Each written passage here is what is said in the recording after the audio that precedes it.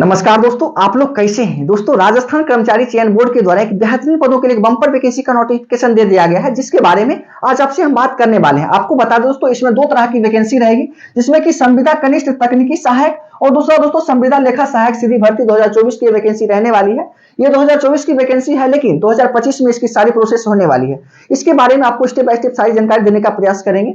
उससे पहले आपको क्लियर कर दोस्तों, इसमें ऑल ओवर इंडिया के सभी मेल एंड फीमेल कैंडिडेट इसमें अप्लाई कर सकते हैं, सभी इसके लिए एलिजिबल होंगे। इसके साथ ही दोस्तों इसकी एलिजिबिलिटी कंडीशन क्या क्या रहने वाले हैं, कौन कौन से साथ इसमें अप्लाई करेंगे, उन सभी चीजों को क्लियर करेंगे। लेकिन उससे पहले आपसे एक छोटा सा रिक्वेस्ट रहेगा दोस्तों कि यह वीडियो आपको अच्छा लगे तो एक लाइक कर दीजिएगा, और हो सके आपसे तो चैनल को एक बार सब्सक्राइब कर लीजिएगा। तो दोस्तों चलते हैं और सारी जानकारी आपको स्टेप बाय स्टेप देने का प्रयास करेंगे। क्लियर कर चुके हैं दोस्तों, ये राजस्थान कर्मचारी चयन बोर्ड के द्वारा ये वैकेंसी दिया गया है। इसमें ऑल ओवर इंडिया के सभी कैंडिडेट अप्लाई करेंगे। इसमें दो तरह की वैकेंसी होगी, कनिष्ठ तकनीकी सहायक और संविदा लेखा सहायक सीधी भर्ती आपकी रहेगी। जिसमें कि आप देख लीजिए दोस्तों, विभाग की नाम अगर जान ले तो दोस्तों इसमें महात्मा गांधी नरेगा ग्रामीण विकास विभाग आपका रहने वाला है। इसके अंदर ये वैकेंसी होगी। इसमें जो भी छात्र फॉर्म भरेंगे, ठीक है, वो ऑनलाइन एप्लीकेशन इसमें भर सकते हैं, ऑनलाइन ही विज्ञापन इसमें दिया गया है, ठीक है। उसके साथ ही आपको बता दें दोस्तों, Rajasthan contractual hiring to civil post rules 2022 यथा संशोधित, मतलब इसके रूल्स के अनुसार ये वैकेंसी निकाला गया है। इसमें पद नाम जाने तो दोस्तों संविदा कनिष्ठ तकनीकी सहायक एक रहेगा और दूसरा संविदा लेखा सहायक की भर्ती आपकी रहेगी। इसमें सबसे पहला पोस्ट के लिए 2021 पद दिए गए हैं गैर अनुसूचित के लिए। अनुसूचित के लिए बात करेंगे दोस्तों तो 179 पदों पे दिया गया है, ठीक है। पहले पद के लिए बात करेंगे दोस्तों, इसमें टोटल तो 2200 पदों पे वैकेंसी दी गई है। सेकेंड दोस्तों संविदा लेखा सहायक के लिए बात करेंगे तो गैर अनुसूचित के लिए 316 पदों पे दिया गया है। उसके साथ दोस्तों अनुसूचित क्षेत्र के लिए 84 पोस्ट दिया गया है। इन दोनों को मतलब क्षेत्र में बांट दिया गया है, ठीक है। कुल पद इसमें देखा जाए तो दोस्तों 400 पद दिया गया है। इन दोनों को मिलाया जाए तो दोस्तों 2600 प्लस आपकी वैकेंसी रहने वाली है, जो कि अच्छी खासी इसमें वैकेंसी रहेगी, ठीक है। आगे दोस्तों हम सारी जानकारी आपको देने का प्रयास करेंगे। इसकी एलिजिबिलिटी कंडीशन क्या है, उन सभी चीजों को हम क्लियर करेंगे। सबसे पहले यहाँ पे देख लीजिए दोस्तों, संविदा कनिष्ठ तकनीकी सहायक में कितनी वैकेंसी दी गई है, तो उसका कैटेगरी वाइज अलग अलग दिया गया है। जैसे कि इसमें टोटल 2021 पदों पे वैकेंसी दिया गया है गैर अनुसूचित क्षेत्र के लिए, जिसमें कि सामान्य के लिए अलग इसमें बांटा गया है। उसके साथ अनुसूचित में जो आते हैं उनके अलग दिया गया, अनुसूचित जनजाति में आते हैं उनके लिए भी अलग से ये बांट दिया गया। अन्य पिछड़ा वर्ग से जाते हैं उनके लिए भी अलग से दिया गया। मतलब सभी कैटेगरी में जिस भी कैटेगरी से आप आते हैं उसमें देख लीजिएगा, जितना वैकेंसी होगा जिसमें आपको रुचि होगा भरने का उसमें आप अप्लाई कर दीजिएगा, ठीक है।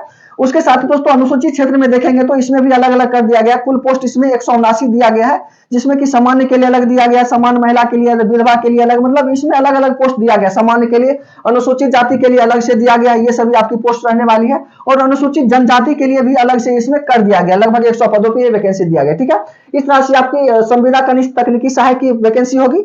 उसके साथ ही दोस्तों सेकेंड देख लेंगे तो संविदा लेखा सहायक के लिए, ठीक है। सेकेंड पोस्ट में गैर अनुसूचित के लिए भी इसमें देखिए 316 पदों पर वैकेंसी दिया गया है। उसके साथ दोस्तों अनुसूचित क्षेत्र के लिए 84 पदों पे दिया गया है। इसमें भी अलग अलग कैटेगरी में बांट दिया गया। जैसे सामान्य के लिए बात करेंगे तो इसमें अलग कर दिया गया, अनुसूचित के लिए भी अलग कर दिया गया। उसके बाद अनुसूचित जनजाति में, मतलब सभी में अलग अलग करके इसमें वैकेंसी दे दिया गया। आपको जनरली बता चुके हैं कि कितना पोस्ट दिया गया है, ठीक है। आगे दोस्तों अब स्टेप बाय स्टेप बात करते हैं, चीजों को यहां से समझिएगा, चीजों को ध्यान से देखिएगा। सबसे पहला पॉइंट यहाँ पे देख लीजिए, मानदेय। मतलब आप जब इसमें वैकेंसी में जब जॉब करेंगे, जब सिलेक्टेड होंगे तो इसमें आपको कितना सैलरी दिया जाएगा। तो दोस्तों यहाँ पे देख लीजिए, दोनों पोस्ट के लिए संविदा कनिष्ठ तकनीकी सहायक एवं संविदा लेखा सहायक के लिए दोनों पद के लिए 16,900 रुपया आपको दिया जाएगा प्रति मंथ, ठीक है। और ये वहां की सरकार के द्वारा ये आपका घटाया बढ़ाया जा सकता है सैलरी, लेकिन यहाँ पे एग्जैक्ट एक बता दिया गया कि 16,900 से आपकी सैलरी यहाँ पे स्टार्ट हो जाएगी, जो कि आपकी कॉन्ट्रेक्चुअल बेस्ड ये आपकी जॉब रहने वाली है। परमानेंट जॉब नहीं होगा, लेकिन अच्छा खासा ये जॉब आपका रहने वाला है। ये भी क्लियर कर चुके हैं। अब दोस्तों नेक्स्ट देख लेते हैं, पात्रता एवं शैक्षणिक योग्यता आपकी क्या होनी चाहिए, ठीक है। तो दोस्तों इसके लिए सबसे पहला पोस्ट के लिए संविदा कनिष्ठ तकनीकी सहायक के लिए इसमें डिग्री मतलब बैचलर डिग्री ऑफ इंजीनियरिंग आपकी होनी चाहिए, या बीटेक वगैरह किए हुए हैं, या फिर इसके अलावा डिप्लोमा किए हो तो भी भर सकते हैं। डिग्री इन बी या बीटेक किए हुए वो भी भर सकते हैं। मतलब किसी भी इसमें से कोई भी आपकी एजुकेशन क्वालिफिकेशन है तो इस पोस्ट के लिए आप एलिजिबल होंगे। सेकेंड के लिए बात करेंगे दोस्तों संविदा लेखा सहायक के लिए, तो इसके लिए सिर्फ ग्रेजुएशन, ठीक है। ग्रेजुएशन किसी भी यूनिवर्सिटी से कहीं से भी आपको ये ग्रेजुएशन किए हुए हैं तो सेकेंड पोस्ट के लिए आप एलिजिबल होंगे। और इसमें डिप्लोमा इंजीनियरिंग जो किए हुए हैं, बीई बीटेक जो वगैरह किए हुए हैं, तो फर्स्ट पोस्ट के लिए वो एलिजिबल होंगे। ये एजुकेशन क्वालिफिकेशन समझ गए होंगे। उसके बाद दोस्तों आयु की बात कर लेते हैं। दोस्तों आयु इसमें क्लियर कर दिया गया कि मतलब 1 जनवरी 2026 से आपकी एज कैलकुलेट की जाएगी। इस डेट को आपकी कम से कम 21 वर्ष होनी चाहिए और अधिक से अधिक 40 वर्ष आपकी एज होनी चाहिए। ये तो आपका जनरली हर एक पोस्ट के लिए दिया गया है। उसके साथ ही दोस्तों इसमें अपर एज लिमिट में छूट भी दिया गया है, जो कि हम आगे बात कर लेते हैं। उच्चतम आयु सीमा में अन्य विशेष श्रेणियों की छूट निम्न प्रकार दे होगी। मतलब इसमें छूट आपको दिया गया है। जैसे सबसे पहला सामान्य वर्ग की महिला अभ्यर्थियों के लिए मामले में 5 वर्ष की छूट दिया जाएगा। मतलब सामान्य जो जनरल से महिला आते हैं तो उनके लिए 5 वर्ष की एक्स्ट्रा छूट दी गई है। ठीक है। सेकेंड, अनुसूचित जाति, अनुसूचित जनजाति, अन्य पिछड़ा वर्ग, अति पिछड़ा वर्ग और आर्थिक रूप से कमजोर जो वर्ग के हैं, ठीक है, कि पुरुष अभ्यर्थियों को जो राजस्थान के अस्थायी निवासी हैं उनके लिए 5 वर्ष का एक्स्ट्रा छूट दिया जाएगा। मतलब वहां के राजस्थान के जो निवासी हैं उसमें अनुसूचित जाति, अनुसूचित जनजाति, अन्य पिछड़ा वर्ग, अति पिछड़ा वर्ग, आर्थिक रूप से कमजोर वगैरह जो भी कैंडिडेट्स हैं उन सभी के लिए 5 वर्ष का एक्स्ट्रा इसमें भी छूट दिया गया है। आगे दोस्तों देख लेंगे, अनुसूचित जाति, अनुसूचित जनजाति, अन्य पिछड़ा वर्ग, अति पिछड़ा वर्ग, आर्थिक रूप से कमजोर वर्ग के महिला अभ्यर्थियों के लिए भी इसमें 10 वर्ष का एक्स्ट्रा छूट दिया गया है, जो कि अच्छा खासा इसमें छूट दिया गया। लगभग देखा जाए तो 40, 10, 50 वर्ष तक आपका एज इसमें रहने वाला है, जो कि एकदम अच्छी खासी एज क्राइटेरिया इसमें दी गई। ठीक है। आगे दोस्तों यहाँ पे देख लेते हैं पंजीयन शुल्क जमा करने एवं ऑनलाइन आवेदन पत्र भरने की अवधि। कब से कब तक इसमें फॉर्म भर सकते हैं दोस्तों? देखिए इसमें सबसे पहले तो आपको मतलब ओटीआर रजिस्ट्रेशन करना पड़ता है। ओटीआर रजिस्ट्रेशन जिस समय करेंगे उसी समय आपको पेमेंट देना होता है। ठीक है। तो पेमेंट अगर आप दे चुके हैं तो ठीक है, नहीं दिए तो आप दे दीजिएगा। इसकी डेट दोस्तों आपको बता दी गई है 8 जनवरी 2025 से लेके 6 फरवरी 2025 तक इसमें फॉर्म का ऑनलाइन रजिस्ट्रेशन भी कर सकते हैं। और फॉर्म भरने की अगर बात कर लें, ऑनलाइन आवेदन पत्र दिनांक 8/1/2025 मतलब 8 जनवरी 2025 से लेके 6 फरवरी 2025 के बीच या तो ऑनलाइन रजिस्ट्रेशन नहीं किया तो वो भी कर सकते हैं, पेमेंट नहीं किए वो भी कर सकते हैं, फॉर्म नहीं भरे हैं तो वो भी 8 जनवरी से लेकर 6 फरवरी के बीच आप इस चीजों को कर सकते हैं। ये इसमें अवधि आपको दे दी गई है। इसके बाद आप अगर कोई भी छूट जाते हैं तो उसके बाद विभाग की कोई जिम्मेवारी नहीं होगी, आपकी वो खुद की जिम्मेवारी होगी। ये चीज भी समझ गए। परीक्षा योजना आप समझ लेते हैं आगे। ठीक है। तो इसमें बता दिया गया दोस्तों, बोर्ड द्वारा संविदा कनिष्ठ तकनीकी सहायक के उक्त पदों पर भर्ती परीक्षा दिनांक 18/5/2025 को एवं संविदा लेखा सहायक के लिए उक्त पदों के लिए भर्ती परीक्षा दिनांक 16/6/2025 को। मतलब इसमें दो तरह की जो वैकेंसी दी गई थी तो दोनों का अलग अलग डेट दिया गया है। जैसे कि पहला पद देखेंगे दोस्तों संविदा कनिष्ठ तकनीकी सहायक के लिए, इसके लिए 18/5/2025 को आपकी ये एग्जाम होने वाली है। और सेकेंड पोस्ट की बात कर लेंगे तो यहाँ पे देख लीजिए लेखा सहायक के लिए, तो इसके लिए 16/6/2025 को आपकी एग्जाम होगी। दोनों के लिए अलग अलग डेट भी फिक्स इसमें कर दिया गया है। हो सकता है आगे पीछे डेट हो जाए, लेकिन यही आप मान के चलिए कि यही आपका डेट रहने वाला है। उसके बाद दोस्तों बात कर लेते हैं यहाँ पे देखिए परीक्षा की योजना आपकी क्या होने वाली है। तो दोस्तों सबसे पहला इसमें 2 तरह की पोस्ट दी गई थी। ठीक है। तो दोनों के लिए अलग अलग आपका सिलेबस रहने वाला है। इसमें कितने मार्क्स का पूछा जाएगा, कौन से सब्जेक्ट से कितना पूछा जाएगा, वो थोड़ा सा ध्यान से देख लीजिए। देखिए इसमें अधिकतम अंक की बात की गई तो दोस्तों 400 अंक का ये एग्जाम आपका होगा फर्स्ट के लिए। ठीक है। संविदा कनिष्ठ तकनीकी सहायक के लिए बता रहे हैं। ठीक है। इसमें 400 मार्क्स का होगा। तो इसमें प्रत्येक क्वेश्चन 2 मार्क्स के होने वाले हैं। ठीक है। इसके लिए 200 क्वेश्चन आपका टोटल रहने वाला है। ये चीज आप यहीं पे क्लियर समझ लीजिए। अब समझिए दोस्तों किस सब्जेक्ट से क्या पूछा जाएगा।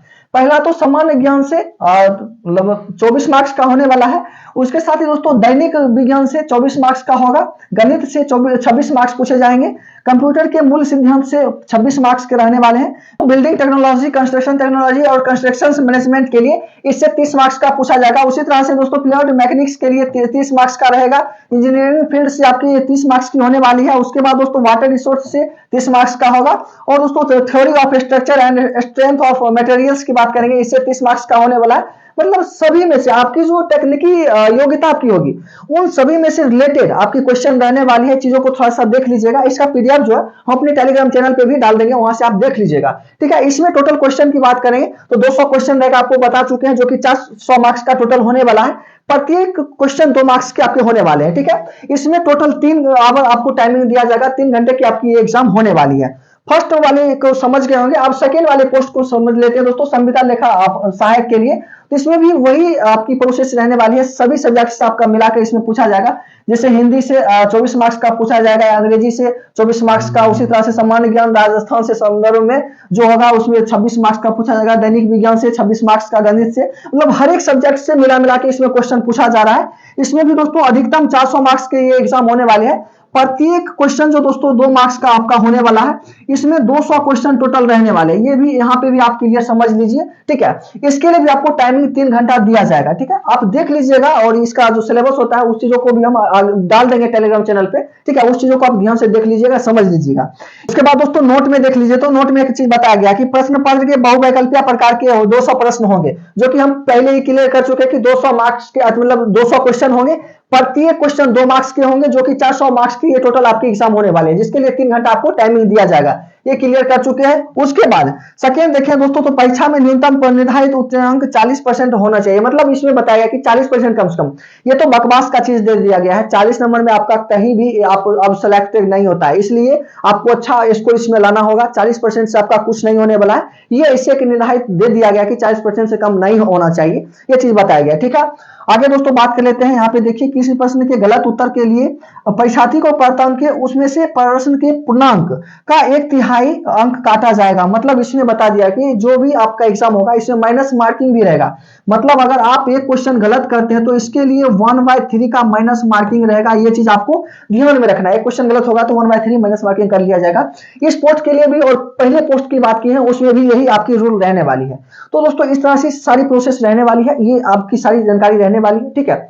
इसके अलावा भी आपके मन में कोई भी डाउट रहता है तो आप मेरे कमेंट बॉक्स में बेझिझक कमेंट करें, उसका जवाब हम जल्दी देने का प्रयास करेंगे। तो ठीक है दोस्तों, मुझे आशा है कि आपको यह वीडियो अच्छा लगा होगा।